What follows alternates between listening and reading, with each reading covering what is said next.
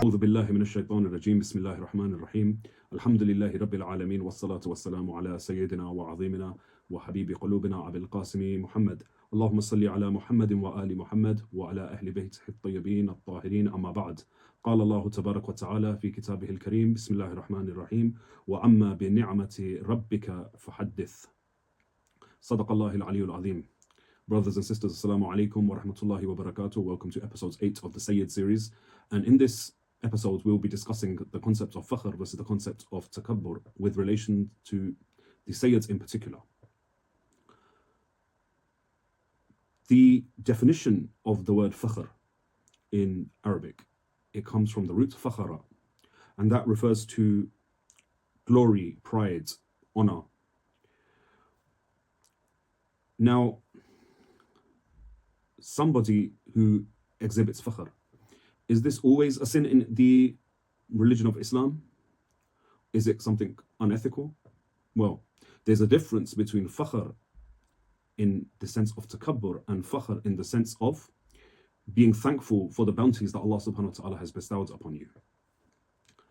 This brings me to the verse that I quoted in the beginning.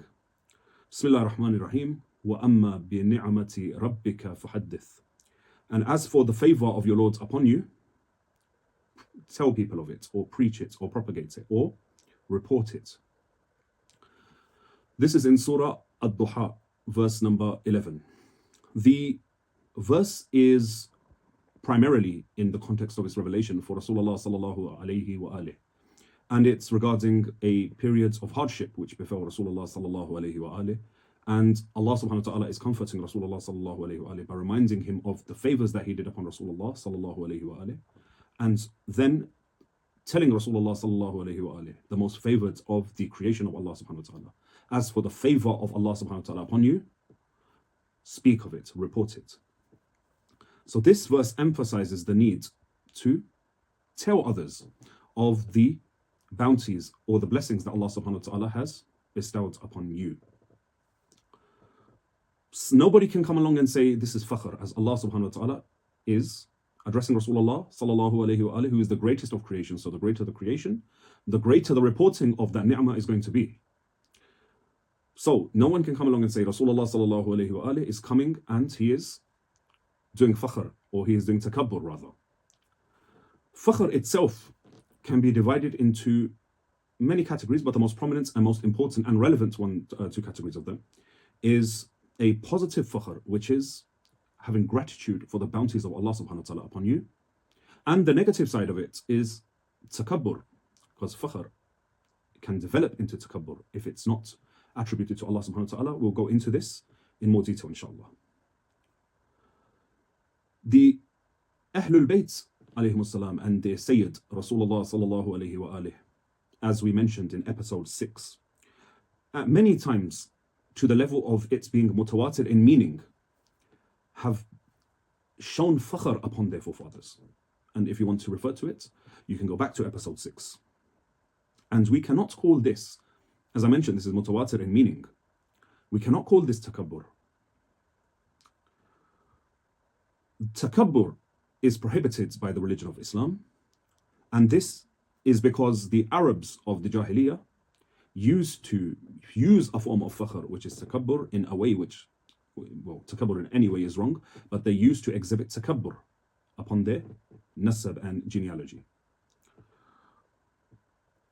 Whereas the respect and dignity the Prophet sallallahu alayhi wa alayhi and his descendants, particularly the Imams alayhim salam, treated people from other lineages with the utmost of care and respect.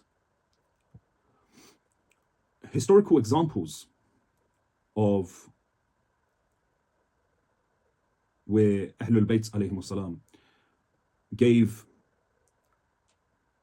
a lot of respect to people regardless of their genealogy. One example is when Imam Ali alayhi salam became the caliph.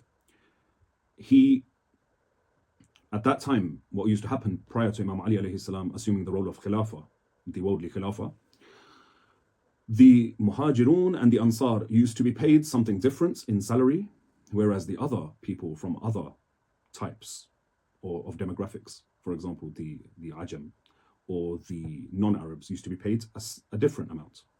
But Imam Ali alayhi salam made everybody's salary equal, emphasizing the importance of this respect. Sayyidah Zainab salamullahi alayha, she would call a non-Sayyid uncle. And who is that uncle who she referred to as uncle? The great Hujr ibn Uday al-Kindi alayhi afdalu salatu wasalam. Salman, who was from an unknown genealogy, was often the object of ridicule because he did not know his forefathers. However, Rasulullah sallallahu alayhi wa alihi and the Ahlul Bayt alayhim salam accepting him as being from themselves and saying Salman minna Ahlul Bayt shows you that despite his unknown lineage, his belief and his faith took precedence in this regard. So the fakhr, which is positive, can be related to ghira, and we spoke about ghira in depth in the previous episodes. If somebody's ghira is invoked, then that person may exhibit a form of fakhr, which is valid in the eyes of Allah subhanahu wa ta'ala. For example, a Pathan is known for his hospitality, and they see it as a tribal custom to be very hospitable to their guests. But if you go along and you insult them, what happens? This invokes a ghira in those Pathans. They say, we come from a lineage of people who are excellent hosts towards their guests. So how can you come and attack us? So this ghira is invoked in Pathans. Likewise, ghira is invoked in Sayyids. When people come and say, Sayyids, they have no right to, have fakhr over their forefathers. Not takkabur, fakhr over their forefathers. You also see ghira from these Sayyids. The misinterpretation of this positive fakhr. A Pathan, I'm sorry to any Pathan who is actually watching. I do not actually mean to pick on you, but I seem to know a little bit more about your culture than others. But in the concept of fakhr, a Pathan has fakhr over his tribes, giving of hospitality to their guests. Now someone may come along and say, hang on a minute, you're doing takkabur. And the Pathan would say, why? And they would say, you're doing takkabur because you're mentioning the hospitality and the level of hospitality which has been passed down to you from your forefathers. What are you implying? Are you implying nobody else is hospitable to their guests? No. This is a far-fetched conclusion, even though the Pathan may be doing that in some cases. In most cases, if someone's using this type of positive fakhr, then he's merely highlighting his family's role in hospitality. He's not negating the hospitality of other families. So when this Pathan shows this fakhr, it could be misinterpreted as takkabur, which is incorrect. So, to clarify the difference between fakhr in the positive sense and takkabur, which is a negative form of fakhr, is with regards to lineage, is when you have fakhr from over a bounty that Allah subhanahu wa ta'ala has given you.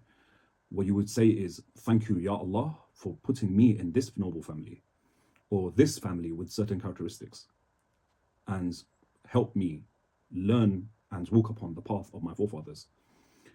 And takkabur would be, my forefathers are this, your forefathers are that. So my forefathers are at this station. So in the example of the Pathan, my forefathers were very hospitable. Your forefathers couldn't reach the level of my forefathers in hospitality. That is takkabur. So this is the main difference between the two. One should not be mistaken for the other. A Sayyid who engages in takkabur and a Sayyid who is showing fakhr over his forefathers out of appreciation of the ni'mah which is given to him from Allah subhanahu wa ta'ala. A distinction between them has to be made. So we knew that takkabur is forbidden in Islam. However, the fakhr which the Ahlul Bayt alayhim salam and Rasulullah sallallahu alayhi wa alayhi exhibited in history, which is highlighted in episode 6, that's kind of fakhr. And the fakhr which turns into takkabur is completely different. That fakhr in the eyes of Allah subhanahu wa ta'ala is valid. There may be Sayyids out there who use their lineage to put down the lineage of other people. They exist, and I'm sure they do exist. However, a group of Sayyids showing Takkabur upon others does not mean that somebody can come along and use this as a campaign to say, hey, Sayyids are full of Takkabur. This is unfair, and this does not honor the legacy of Rasulullah sallallahu alayhi wa alayhi. So, the crux of what we're saying is, when you relate Fakhr to yourself, if you have a blessing, Allah subhanahu wa ta'ala gives you something. For example, having the lineage of Rasulullah sallallahu alayhi wa alayhi is from the most highest of ni'mah. And I don't think anybody would disagree with that. When this Sayyid is attributing it to himself and saying, look, I am special. I am special. That is Takkabur. But when he attributes it to Allah subhanahu wa ta'ala and says, this is something Allah subhanahu wa ta'ala has given me and I am thankful for his blessing. And he is reporting the blessing as the instruction was given to Rasulullah sallallahu alayhi wa alayhi. That is not considered Takkabur, but rather Fakhr in the positive sense, which has been shown by Ahlul Bayt alayhi salam. So the main point of this episode was to firstly show that Fakhr is of two types. One is where you appreciate the bounties of your Lord and you preach it to others, and the other is Takkabur. We made a distinction in that, and I hope that you have benefited from this episode. And we do not use these examples of a bunch of Sayyids exhibiting Takkabur and saying Sayyids exhibit Takkabur and running a campaign against Sayyids. That is very inappropriate on an ethical level and also on a dini level, because the Sayyids are the legacy of Rasulullah sallallahu alayhi wa alayhi. Wassalamu alaikum wa rahmatullahi wa barakatuh.